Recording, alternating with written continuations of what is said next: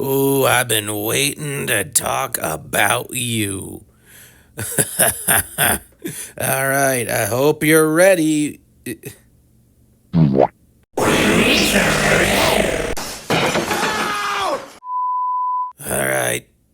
right. This is fine. This is fine. All I gotta do is just find the doll, and everything will be. What are you, fucking gay? Oh, good heavens!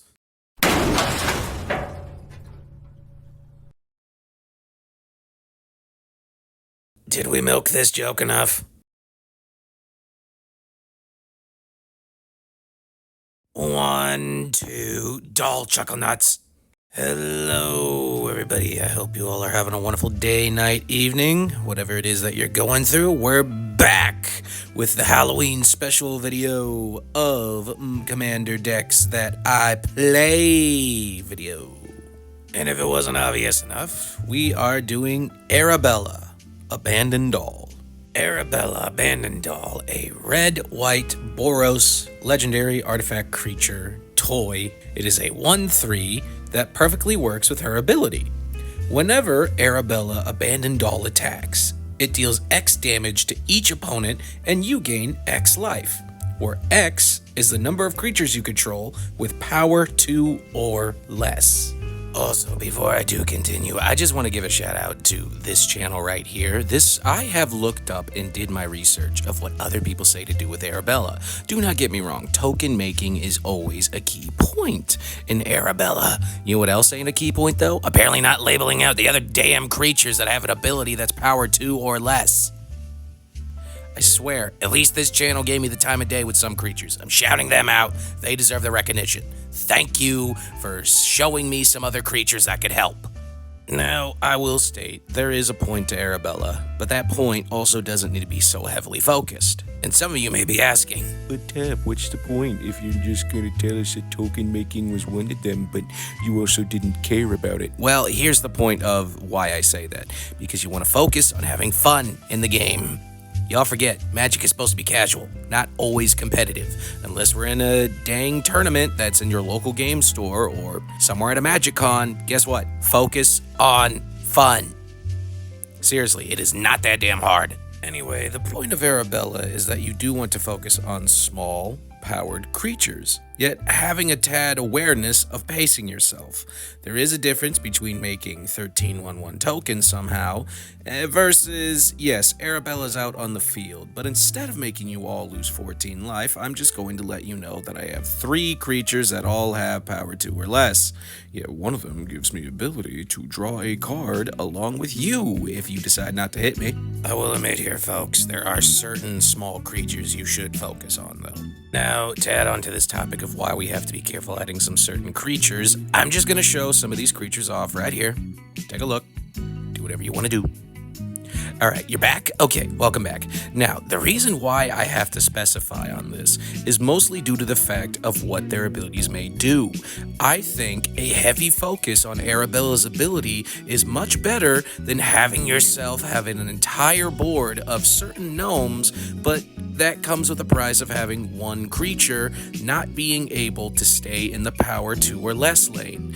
I just don't think it's very smart. Don't get me wrong. Sure, it's good, it's great, whatever, so and so. But you know what's even better? Focusing on the fact that we have Arabella right here and the fact that we have another chip damage to help suffice a win than sacrificing one creature that couldn't do it. I get it may seem dumb to some people's eyes, that's perfectly okay.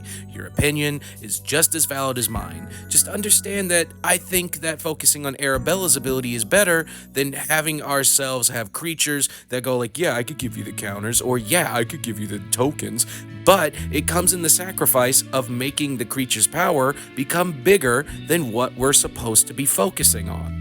Speaking of cards, why don't I just list a few of them that I use in my deck to show you what I'm talking about.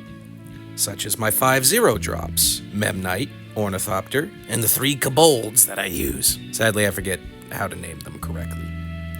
Palisades Giant, a great card for being 7 in toughness, but can be able to take 7 damage if anything is coming to your creatures or you. Tempt with Vengeance. Honestly, this card is used a lot, but hey, You're bound to find one person that wants to use 7 1/1 creature tokens with haste and such.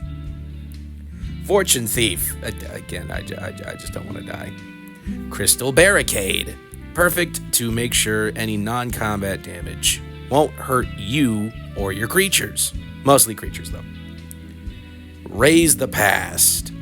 I mean, you're going to have to think this one through. You're going to need a lot of creatures that have 2 mana cost or less, but I'm sure there's a way to get through that.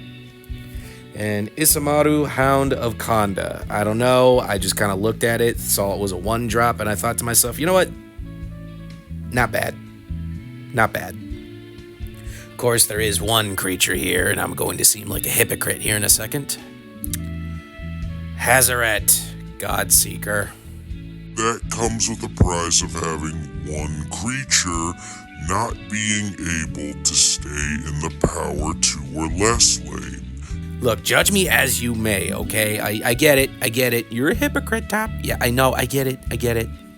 The reason why I added this is because of her ability. Look, she is a haste with indestructible. I can make sure that Arabella could still at least stay on the field. And if I get to max speed, whatever. But again, I could use her instantly to make sure if I swing with Arabella, she can't be blocked. And the mana cost is also just as perfect. Look, I know I'm a hypocrite, but come on, this is an okay big creature. Okay? Just understand that. I at least hope you also will take into consideration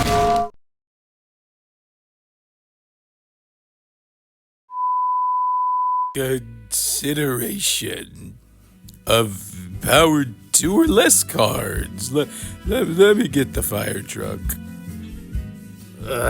Sorry about that. Anyway, back to the topic at hand.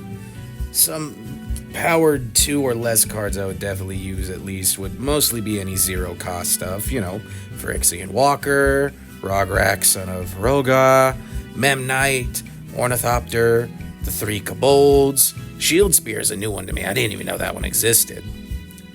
Containment Priest, if you want to make folks think about free casting creatures, because, well, that's a no. Loyal Apprentice. I know that one ain't much, but I mean, hey, at least you get a 1/1 Thopter, so I mean, kind of helps on the stack, Archron of Amira / Grand Abolisher. I mean, it's white. What do you expect? You're going to have some control here. Lauren of the Third Path, a little destroy, but, a helpful card draw. Whoever you don't piss off, of course. Solemn Simulacrum. I mean, land finding's cool. It's not much, though, but I mean, it's there. Rock's Faith Mender. Come on, look at it. You know why. Double life gain, dude. Come on. Sammy's Ship's Engineer is a 50-50 one, but I mean, hey, if you somehow just keep working out with having 2 tap creatures, then hey, free robot. Imposing Sovereign. Authority of the Consuls on a budget, minus the life gain, of course. Fortune Thief, as stated before, no death by numbers. Crystal Barricade coming up once again because, again, no death by non-combat damage with your creatures. Why the hell not? Norrin, Swift Survivalist. Though granted, it's a payback for Arabella, it's well worth it for the white and a red that you have to pay for. Palisades Giant. Good defense taker, honestly. And last but not least, Friendly Teddy. I mean, hey, at least everybody gets to draw a card if it dies. I say, after all that, though, let's talk about some combos that can apparently work with Arabella. The first one, though, I still don't clarify as a combo. Again, this one just doesn't really seem like a combo to me, but anyway, Arabella, Abandoned Doll, and Stormherd. Basically, what you want to do before everything happens is to have Arabella out, Storm in hand, and to make sure that Arabella doesn't have summoning sickness. Also, along with Stormherd's casting cost, 8 and 2 white. Your first step is to cast Stormherd by paying the cost, creating a number of 1/1 Pegasus creature tokens equal to your life total. 2, you declare Arabella as an attacker, and 3, Arabella will trigger dealing damage to each opponent equal to the number of creatures you control, and you get the rest because you're going to gain that much life back. Needless to say, The result is basically near infinite damage, life gain into the battlefield, triggers, and creature tokens, but the reason why I say this one doesn't really seem to be much of a combo is just it's kind of common sense. You would keep this as a, oh, I hope I get it, to then also, oh, I hope I can play it. Either way, this is a good combo, don't get me wrong. To say it's a combo just kind of makes me shrug my shoulders a bit, that's all.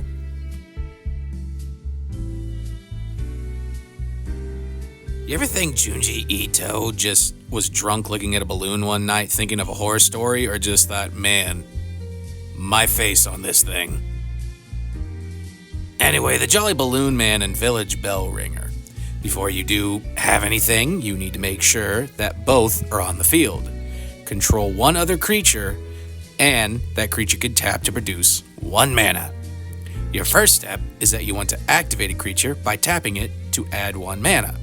Second, you want to activate the Jolly Balloon Man by paying 1 and tapping it, creating a token copy of Village Bell Ringer that is a 1/1 balloon with flying and haste in addition to its other types. The third step is when the Village Bell Ringer token enters the battlefield, it triggers, untapping all creatures you control. You want to keep repeating this indefinitely to get yourself infinite leaving the battlefield and entering the battlefield triggers, sacrifice triggers, death triggers, creature tokens with haste, untapping of all creatures you control, and mana creatures you control that can produce. I felt like I had a stroke reading that. What the hell?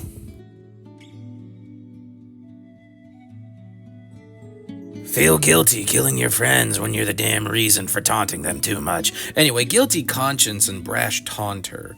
You want to make sure that you have both out on the field, and to make sure that Guilty Conscience is attached to Brash Taunter. Your first step is to deal 1 damage to Brash Taunter, or at least any damage, whatever works. Your second step is to have BT trigger, dealing damage to an opponent. However, Guilty Conscience will then trigger, dealing damage back to Brash Taunter. And basically, your result will be infinite damage to 1 opponent. Now granted, I don't know if you could continue this to another opponent, but I could surely say you will be the 13th reason that they kick you out from the circle. Just kidding. But you may be somebody's reason. Alright, last segment. Not gonna lie, we do have about 7 of these little topics to talk about, but it's all in one because these are about cards that you should add into Arabella, or at least use in said deck. Like I said before, we have 7 topics, 41 cards. Lord help me, I hope I keep your attention. Also, if you're curious why I'm not including life gain stuff, look, I'm gonna admit, I may be playing with white, but I'm not that smart, okay? If you want to do anything, just get yourself a bunch of life, Aether Flux Reservoir. My best friend has killed me multiple times with that damn thing for life gain shenanigans, and Arabella definitely fits that list. So, yeah, that's all I'm gonna say there. Our first topic up will be the obvious cards for Arabella, those that have been shared online or publicly to those who had made a deck of hers, such as our card drawers, Welcoming Vampire, Mentor the Meek, Temp with Bunnies, Enduring Innocence. All work perfectly well whenever a creature with power 2 or less enters the field, except for Temp with Bunnies, but that's for anybody else who really wants to make a bunny and allow you to draw another card if they're that desperate. Token making cards, such as Assemble the Legion. Better cards, but I mean, it's there at least. Skrill's Hive. You can get yourself a 1/1 creature token that can't block, but at least you can get yourself one for free in the cost of losing 1 life. And considering you're playing Arabella, you get that life back very easily. And also Secure the Wastes, a perfect card that you can pay any amount to as long as you have 1 white to go along with it, and get that many 1/1 warrior creature tokens. Last but not least, cards that work very well with Arabella, such as Delaney, Streetwise Lookout, considering that she makes abilities trigger twice with creatures power 2 or less. This is a needed staple. Reconnaissance, make sure that even when attacking, you can bring back Arabella, causing her trigger the ability to still go on the stack. Dolmen Gate. I mean, let's face facts, people are going to block Arabella and kill her. This will at least make sure that she lives. Authority of the Consuls, a very self-explanatory one. Windcrag Siege, choose Mardu. Granted, you can choose Jeskai, but Mardu pretty much helps for, making sure people lose, like, twice as much as life. And last but not least, the Meek Stone, to make sure players that play big creatures will screw themselves in the process to let them remain tapped. Also, there is like 2, 3 that I left out, such as Ammon and both Krankos. Like I said, I work with small creatures. You could add them in there if you want to for token making, but nah, just nah for me. Up next, we have our haste givers. Don't you worry, this one's going to be a short one. We have Goro Goro, disciple of Ryusei. At least you could pay 1 red into making sure your creatures have haste. Crashing Drawbridge, just make sure the summoning sickness is gone, tap it, every creature has haste. Thopter Engineer, only works with artifacts, but it still works in a way. And last but not least, Tuk Tuk Rubble Fort. The goblins really like to get aggressive, don't they? Our next topic will be evasion cards. Granted, I'm still going to add Hazaret Godseeker into this one, but again, I get it, 5/3, not a 2, whatever.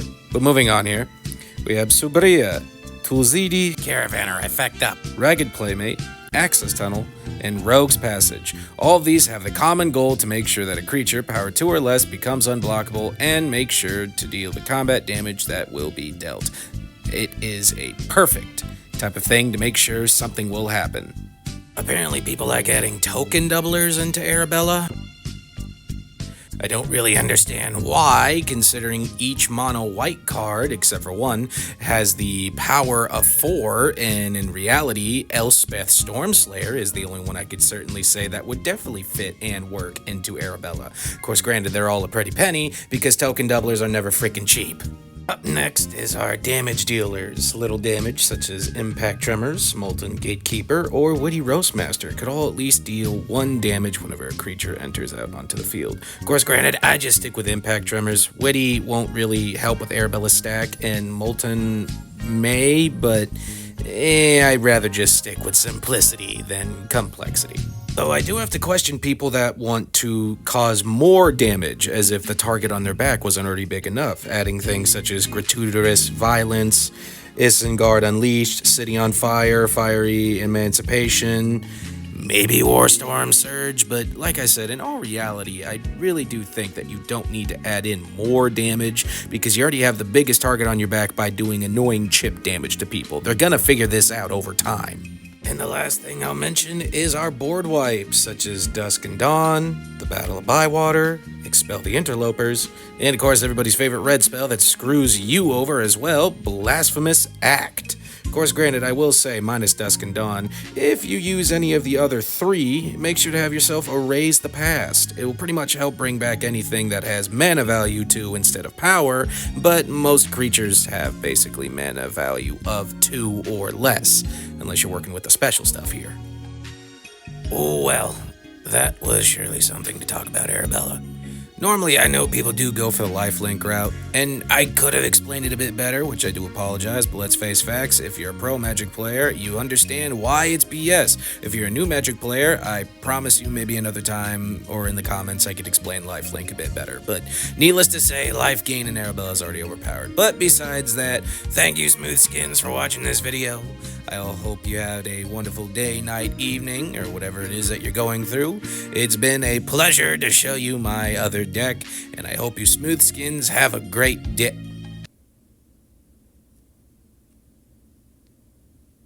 Go to the back, outside, clown tent, women. Okay, so I was here. Ah, damn it, why did I fall for it again?